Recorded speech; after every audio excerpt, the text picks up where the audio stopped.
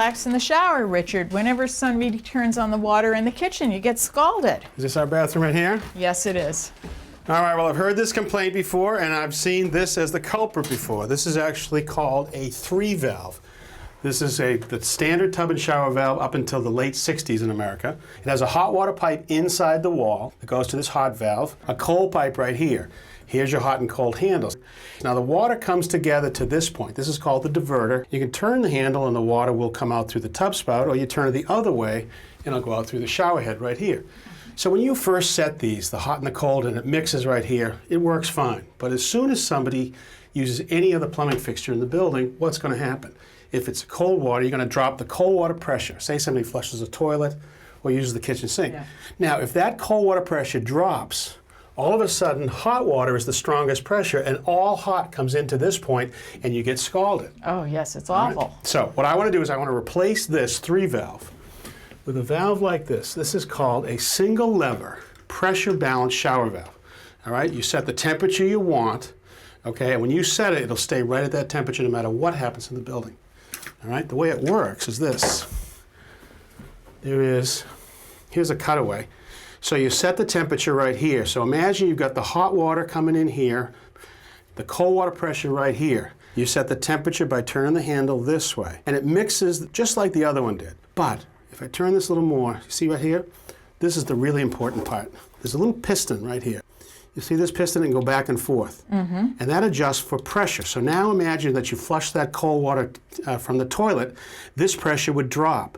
Well, what'll happen is this piston will move in such a way that it'll slide and actually shut down the hot water pressure to match the cold.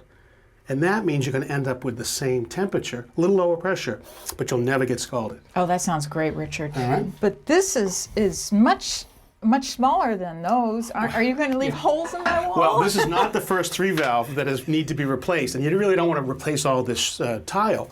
So the manufacturer makes this. This is really ingenious. It's a cover plate that'll allow us to remove these handles.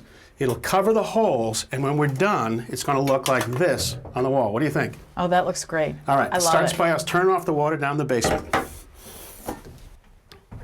All right, with the water off, I now want to get rid of these handles and these escutcheons, these chrome pieces. Now, behind the buttons, the hot and the cold, there are some screws that'll hold the handles on. That's a Phillips. Sometimes these can be miserable. They've been in for a long time. So the handle will not come off. So what I'm going to use is this. It's a handle puller, a tool made just for this reason.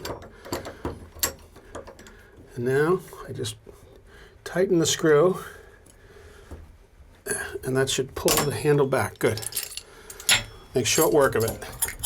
This is called the escutcheon. And now I want to remove the stem unit from the valve body itself. For that, I use a pipe wrench. Okay.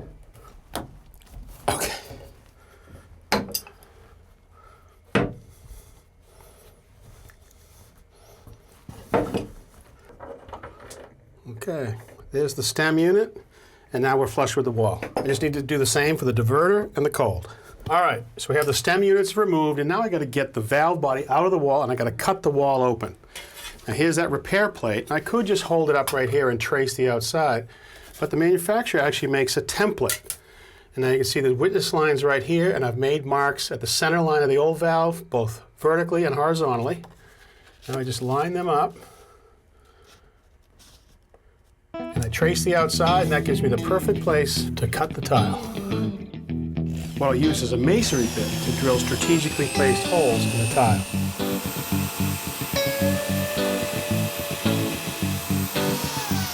Okay, so now I'm going to remove the rest of the tile using this oscillating saw with this carbide blade.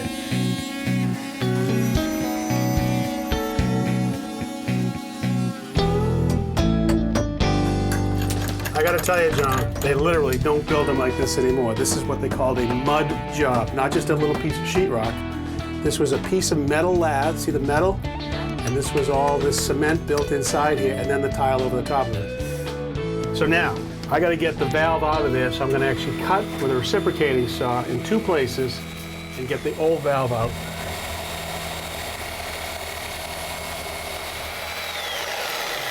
Okay, so there's the old valve body out. Now I just need to dry fit all the connections to the new valve. So Joan, your single lever pressure balance valve is now in the wall, and I'm ready to solder it all together. But before I do, I want to pull this spindle out, because these have parts in it that could get damaged. That's that pressure balancing spindle right there. All right, here's our connections that we have: our hot supply, our cold supply, our connection up to the shower head, and the connection down to the tub spout. All right, so it's now in place. I've cut them all, cleaned all the pipes, cleaned the fittings, and I've added flux to them, and now I want to solder it. Before I do, I want to be sure I don't have any damage inside. I want to just add a little water inside the wall, because I'm going to put my torch in there, and that is always a little scary. So here we go.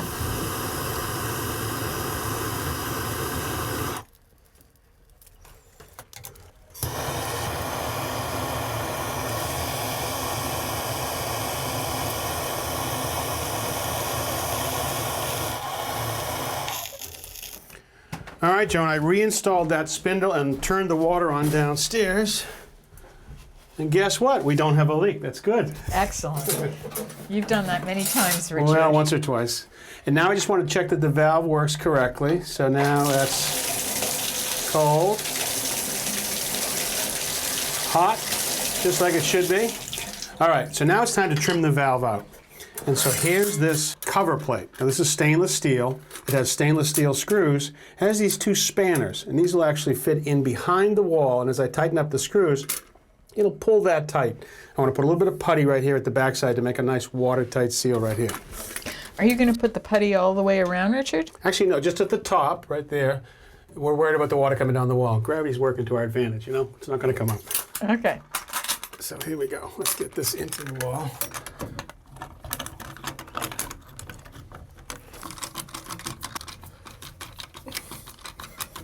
All right, so now I'm going to install the escutcheon plate, and that's going to give you the indicator dials between cold and hot. Here's the diverter that's going to determine whether the water goes down to the tub spout or up to the shower head, right? So I have these two screws. I just have to line this up.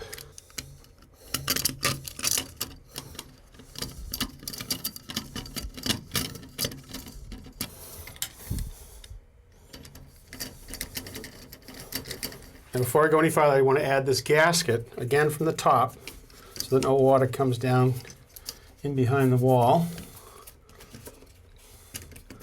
Good. All right, before I put any more of the trim on, I want to set what they call the safety limit. I want to make sure that the water coming out of the shower head never gets any higher than about 120, because that can scald people. So what I do is I turn it and see at full open how hot the water is. I have a digital thermometer. You're 135. 135. That's way too hot. All right, so what I do is a simple screw right here that I can turn in, and that limits how far we can turn that spindle. Let's try that and see how we do.